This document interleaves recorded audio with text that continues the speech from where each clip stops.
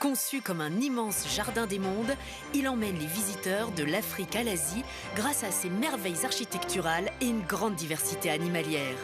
À Peridaisa, plus de 5000 animaux vivent sous la responsabilité des soigneurs tout au long de l'année.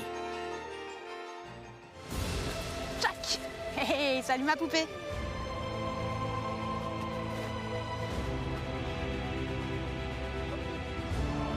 On va manger? Halloween Park, c'est sympa parce que nous, on s'amuse à faire des enrichissements avec des poivrons qu'on va tailler en fantômes. Ah ouais, lui, il fait comme ça. Viens mon grand Getch. On va se mettre là avec les autres enfants. Au parc, on trouve toujours plus sympathique de faire interagir le public. Ils sont toujours là à nous regarder, à nous encourager. Donc pour nous, c'est une forme de respect en les invitant avec nous. Maya, joue pas. Il y a beaucoup de travail, je ne vais pas chômer, il y a quand même beaucoup d'animaux. Donc voilà, il y a du boulot.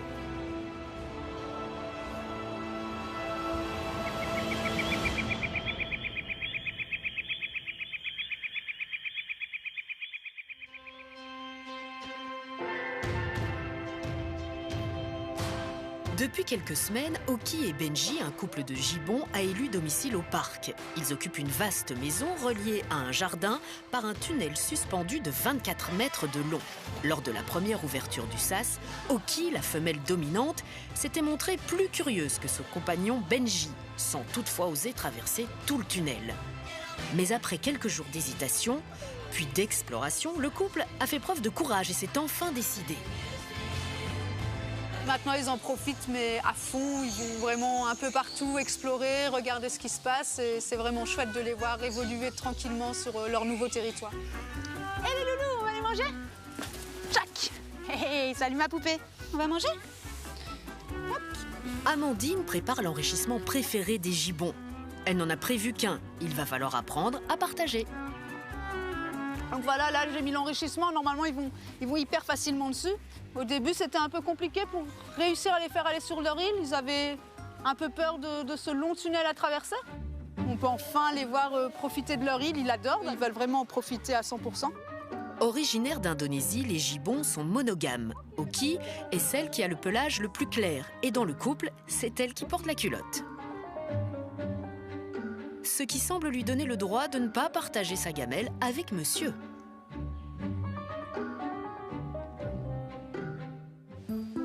Oh bah dites donc, mademoiselle.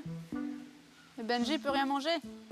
Oh, le Benji, sois un homme. Du coup, Amandine tente de rétablir l'équilibre. Non, c'est pour Benji. Non, c'est pour Benji. Bon, ben ça sera pour après, Benji. Oui, c'est moi le chef. Ouais. Benji est plus couillon, on va le dire. Il est moins osé, il a plus d'appréhension. Oki, elle, par contre, elle a peur de rien. Elle vient essayer de nous toucher quand on a le dos tourné. Elle est très dans la provocation et ça reste très, très gentil à chaque fois. Ils s'entendent super bien. C'était notre peur parce que c'était vraiment un couple qu'on a formé au parc. Et à partir du moment où ils étaient ensemble, ça a été le grand amour. Et on a déjà de l'art pro. Ils chantent le matin ensemble en chœur pour marquer leur territoire. Donc c'est vraiment une belle réussite, ce couple. Et sur leur belle île, Oki et Benji ont désormais un colocataire. Le goral est un capriné et vit dans les forêts de l'Himalaya. C'est le colocataire parfait pour notre couple de gibbons.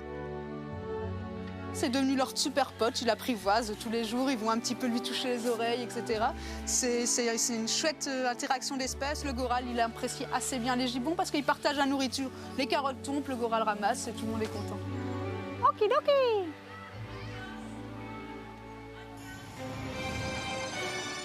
Squelettes et personnages d'épouvante, chaque année à la fin du mois d'octobre, le parc se métamorphose. Et dans les backstage du volcan numéro 1, les soigneuses préparent l'Halloween des gorilles.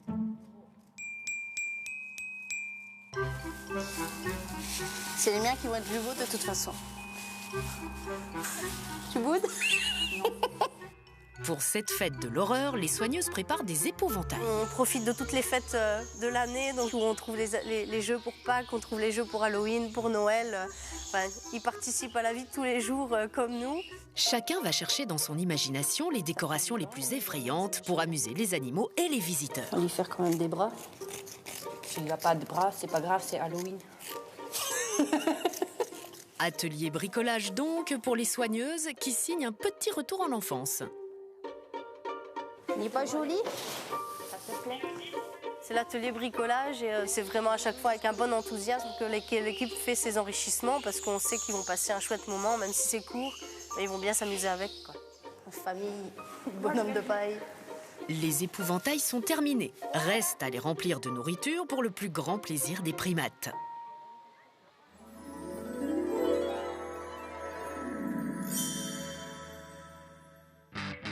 Te perds pas, hein, parce que c'est loin le frigo quand même. Non, ça devrait aller. Dans la cuisine principale du parc, un autre nourrissage effrayant se prépare pour les ratons laveurs. Philippine fait son petit marché dans la chambre froide. Sur sa liste de courses, des poivrons pour une recette toute spéciale. Halloween au parc, c'est sympa parce que nous, on s'amuse à faire des enrichissements avec des poivrons qu'on va tailler en forme, avec des têtes. On va faire des petits fantômes. Vas-y, montre-moi du foin. Tu veux du foin, c'est ça? Ouais. Comme ça? Ouais, tu fais... Avec Manon comme commis de cuisine, les petits fantômes à l'ananas vont ravir les ratons laveurs. Les croquettes pour chiens, c'est leur péché mignon. Hein. En fait, le raton laveur est omnivore, donc les croquettes, il adore. Et alors, on va mettre du foin pour augmenter un peu la difficulté qu'ils doivent chercher plus dedans. Tu veux faire la tête? Faut que je fasse un beau dessin? Pour que ça ressemble plus à un fantôme. On aurait dû prendre des photos. Une photo de David. Ça fait poupée vaudou. Ouais, voilà, c'est ça. Le métier de soigneur, ça regroupe plein d'autres métiers en fait. On fait du nettoyage, de la cuisine, on est aussi artiste un petit peu, plein de choses. C'est une fille fantôme? Mais c'est toi. Ah, c'est moi, d'accord. Bon, pourquoi pas. Avec la bouche. Exactement. Avec les yeux en forme de fleur, c'est mignon. Mais quel talent! Allez, après les fantômes, place au terrible poivron. Non, celui qui fait le plus beau, il a gagné. Des poivrons farcis au verre de farine pour une recette spéciale Halloween. Ah, ça fait bien Halloween, là. J'en ai mangé hier soir des poivrons farcis. Pas au verre de farine. On va aller leur amener tout ça et on espère qu'ils vont aimer. Mais bon, on a la chance que les ratons laveurs sont quand même assez intelligents et ils aiment bien jouer, donc je pense que ça peut marcher. On est parti? On y va. Direction la Terre du Froid pour la distribution de plats monstrueux. Allez, bien, Rancid. Rancid, Belard, Nellen et Estournel apprécieront-ils? Tu veux ça? Il va le garder comme doudou. Quand on donne le petit fantôme à Rancid, il le prend vite et il va se cacher dans la trappe en fait, pour pas que les autres lui piquent. Tu veux ça? À chacun sa technique pour ouvrir son fantôme. Ah ouais, lui il fait comme ça.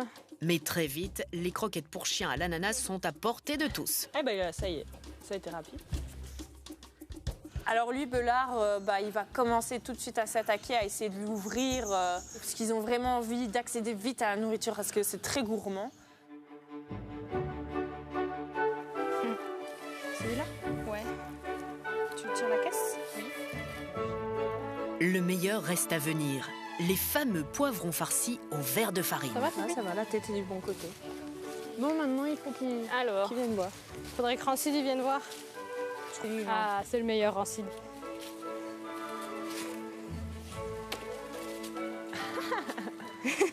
C'est une bonne réussite, ils ont tous joué le jeu, donc c'est vraiment chouette.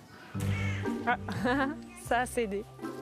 Pas facile d'attraper les petits verres de farine. Belard, lui, a trouvé la solution. Le raton laveur pêcheur de verre de farine. Mais c'est pratique, ça remonte à la surface. Le raton laveur doit son nom à son habitude de tremper ses aliments dans l'eau avant de les manger. C'était bon, Loulou? Oui, c'était bon? Oui, oui, oui, oui.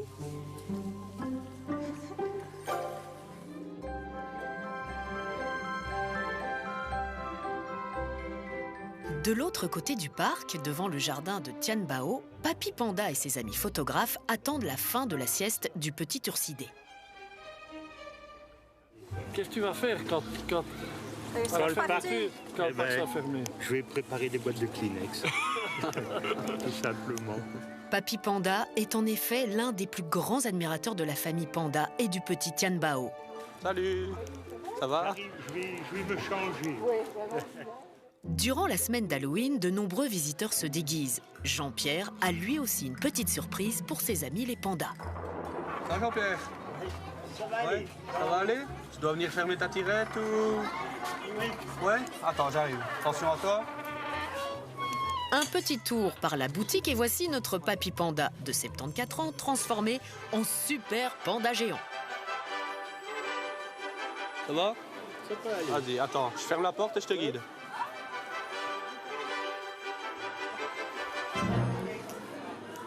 Attention ici la petite marche, enfin le petit... Voilà. Sacré papy panda. Aujourd'hui, Jean-Pierre a presque autant de succès que ses chouchous. Hop.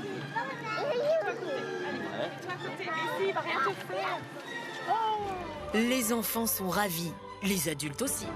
Quitte à voler la vedette quelques instants au petit Tianbao.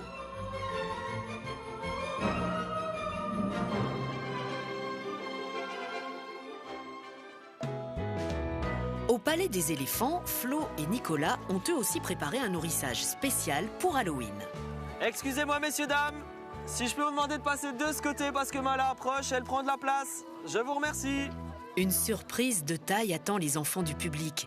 Ils vont pouvoir aider à préparer le repas des éléphants. C'est juste ici devant que ça va se passer. Viens, viens mon grand Getch. On va se mettre là avec les autres enfants. Venez les filles, on y va? Au parc, on a pour habitude de faire des nourrissages un peu spéciaux, de gâter nos animaux. T'as pas peur? Non. On trouve toujours plus sympathique de faire interagir le public. Ils sont toujours là à nous regarder, à nous encourager. Donc pour nous, c'est une forme de respect en les invitant avec nous. Tu sais comment ça s'appelle le bruit d'un éléphant? Le barrissement. Le chat il miaule et l'éléphant il barrisse. Moi je sais faire en plus le bruit d'éléphant. Tu me montres? Ouh là là, tu le fais mieux que moi. Mala, 52 ans, est la doyenne du groupe.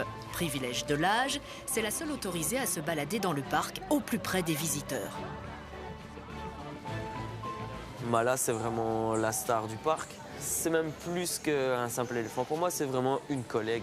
Elle a un contact avec l'être humain qui est différent de tous les autres éléphants. Elle est vraiment super tendre, quoi.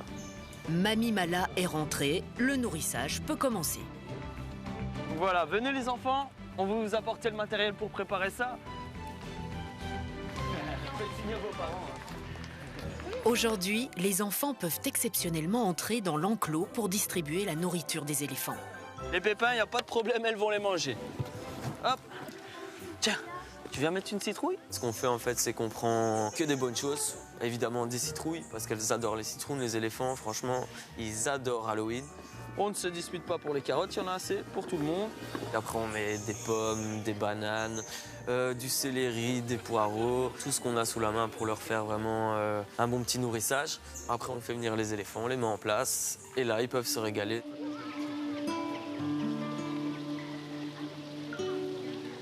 Pour le petit Tawan, il s'agit du tout premier nourrissage public. Pas question toutefois de se précipiter sur la nourriture. Il y a un rituel à respecter. Tout le monde est en place? À vos marques, c'est parti.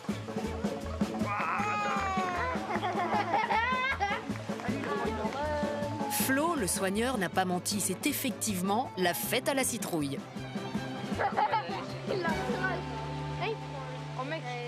Et le bébé, il est où? Non, prenne pas les petits ronds. Il mange pas le grand. Le bébé, il va manger quoi alors? Tawan ne mange pas encore de légumes. Il se nourrit encore du lait de sa maman, Kainéné. Pourtant, un tel festin semble l'intriguer. Donc on voit qu'il essaye de chercher vraiment la nourriture plus solide. On voit qu'il a besoin de plus, il commence à tâter un petit peu tout ce qui est paille, le bambou, tout ça. Il essaye de faire comme les grandes, évidemment. Mais malheureusement, il ne peut pas encore, parce qu'il faut attendre entre le 2e et le 3e mois avant que le bébé puisse manger vraiment quelque chose de solide. Entre-temps, il doit vraiment se nourrir avec le lait de sa maman.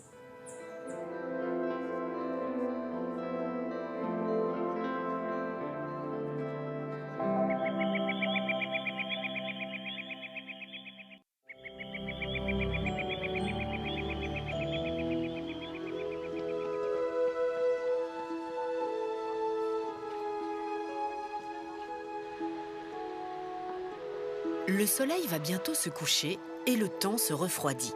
Il est l'heure de rentrer les girafes pour la nuit. Je vais appeler Mathilde pour les enlève la corde là. Je vais enlever. Ouais. Mais Jules, Kitoko et Congo ne l'entendent pas de cette oreille. Pas question pour Nils et Jordi de les brusquer. Allez Congo. Allez Luke, hop. Allez, hop. En premier, on va rentrer les girafes avec Nils. Alors pour les girafes, c'est un peu différent des autres. En fait, elles doivent passer sur un chemin où les visiteurs peuvent passer. Donc on a des barrières en bois à déployer. Allez, Congo. Chaque soir, c'est la même histoire et c'est devenu une attraction pour le public. Il y a des soirs où cela dure 5 minutes et puis il y a des soirs comme aujourd'hui. Et il faut beaucoup de patience, voilà. Donc il y a des fois où elles n'ont vraiment pas envie, donc il faut vraiment prendre le temps. Voilà, c'est bien. C'est bien. Allez, vas-y. Voilà. Ok, c'est bien, Congo. Congo, le mâle de 14 ans, se décide enfin, suivi de près par Kitoko et Jules. Ça va, vous pouvez passer. Merci pour votre patience. Rentrer les animaux le soir, ça va permettre de déjà pouvoir les regarder en les faisant rentrer, regarder qu'il n'y a pas de blessures, etc., qu'ils soient en sécurité. Et le lendemain, de pouvoir aller nettoyer l'enclos, par exemple, avant de sortir les animaux. Donc on ne peut pas nettoyer tous les enclos avec les animaux, donc voilà, il faut les rentrer, qu'on puisse nettoyer et puis les ressortir.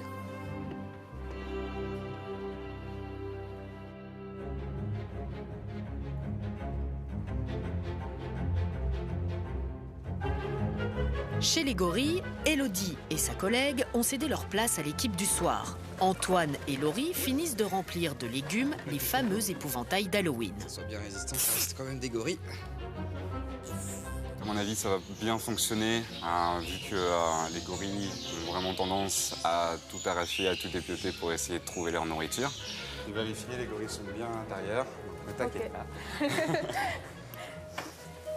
Alors, un l'emplacement d'Oisy, on en met un en bout et on en met un là. D'accord, ouais, je vais mettre celui d'Oisy. Mais celui d'Oisy.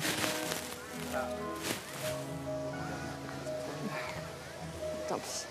On va la mettre. C'est bon pour toi? Tout est prêt. C'est parti. Il n'y a plus qu'à lâcher les gros.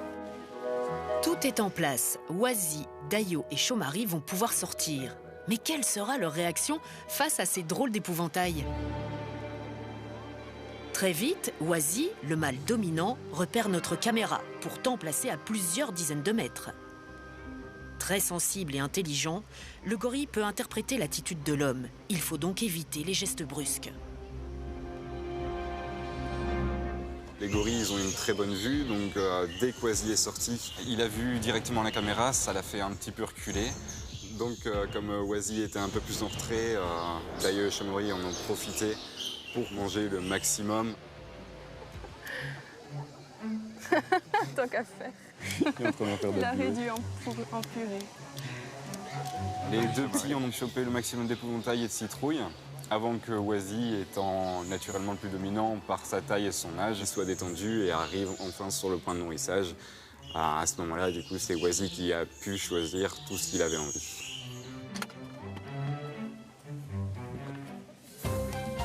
Chaque nourrissage public se déroule à heure précise. Les soigneurs se pressent donc vers l'autre île pour ne pas faire attendre Sango et Lumako.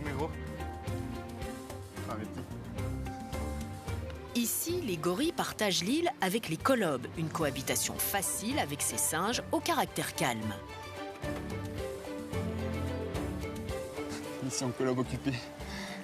J'entends que ça clignote. C'est toujours une action assez périlleuse dans le sens où tout ce qu'on va installer pour les gorilles, ça va être les colobes qui vont essayer de le prendre en premier avant que les gorilles arrivent sur l'île.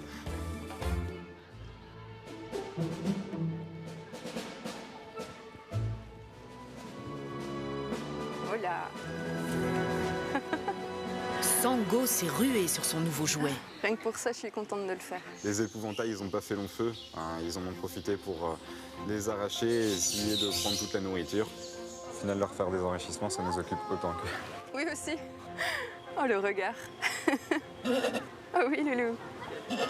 C'est vraiment chouette de regarder ce qui peut s'approcher du comportement le plus naturel de l'espèce, de voir que ça fonctionne pour eux, mais aussi pour le public.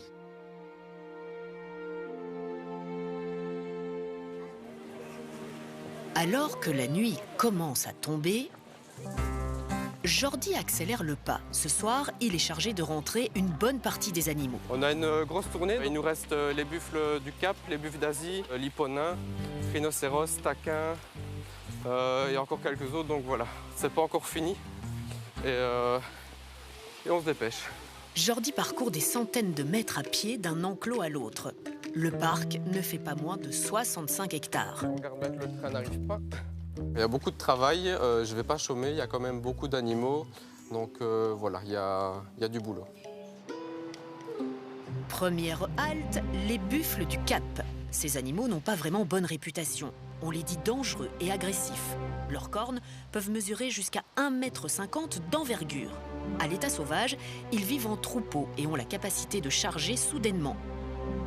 Choupa, Maya.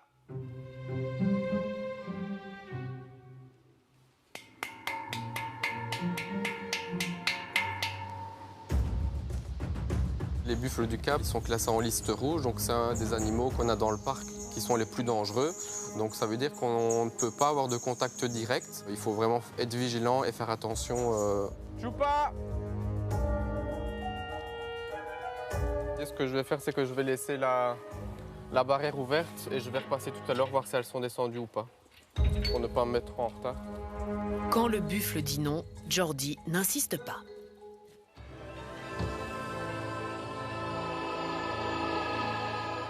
Pendant que Jordi trime, les visiteurs profitent des animations d'Halloween. La tour de Cambron domine le parc du haut de ses 54 mètres. Vestige de l'ancienne abbaye, elle va revivre les grands moments de son histoire grâce à la technique du mapping vidéo, une projection sur le vieux bâtiment. Plus loin, un cimetière a été reconstitué pour jouer à se faire peur. Et au pied du temple de la Compassion dédié à Bouddha, un incroyable spectacle de jongleurs de feu ravit petits et grands.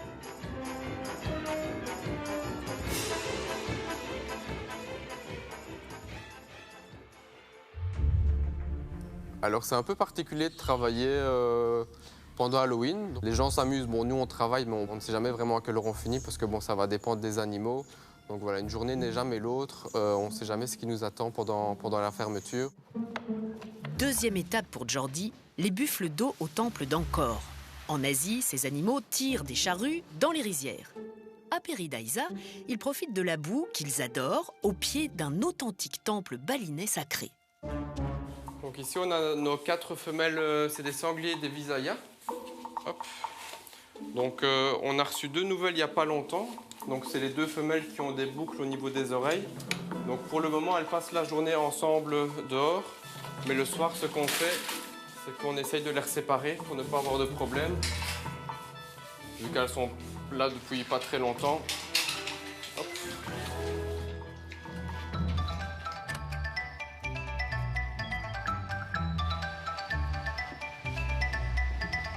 Donc là on va rentrer Kuma, notre femelle hipponin. Donc ici je vais préparer la nourriture. Un véritable festin pour inviter Kuma à rentrer, car les nuits belges sont un peu froides pour l'hippopotame nain. Kuma! Kuma! Pas facile dans la nuit noire de repérer l'animal. Mais heureusement, Kuma est gourmande et ne tarde pas à pointer le bout de son gros nez. C'est assez simple avec Kuma. En général, elle nous attend derrière la barrière. Donc voilà, j'ai pas trop de soucis. En général, en 5 minutes, et c'est réglé.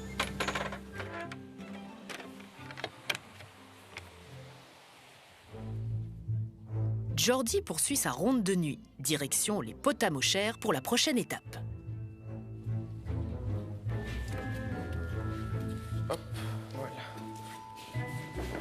Au menu menu ce soir, des légumes dont raffolent ces animaux que l'on retrouve en Afrique centrale et à Madagascar. Je vais aller les chercher dehors. On y va les gros?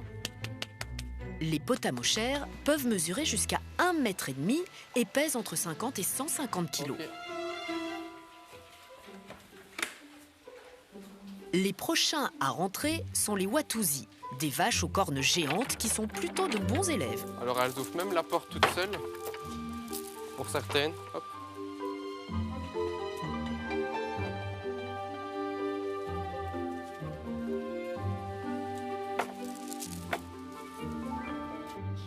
Les Watusi, ce ne sont pas un caractère très agressif. Là, on peut se permettre, on a de temps en temps des contacts quand on va sur la plaine, elles sont là. Elles ne font pas trop attention à nous. Bon, c'est une vache, c'est pas très, voilà, c'est pas l'animal le plus intelligent non plus. Voilà, il faut être prudent, mais voilà, c'est pas non plus très agressif.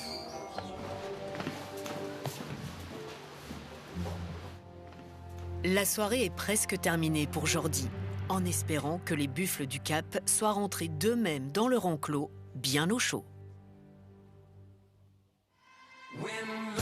Le petit Awan a une marraine, c'est Stéphanie de Monaco. Ça fait plaisir de la rencontrer.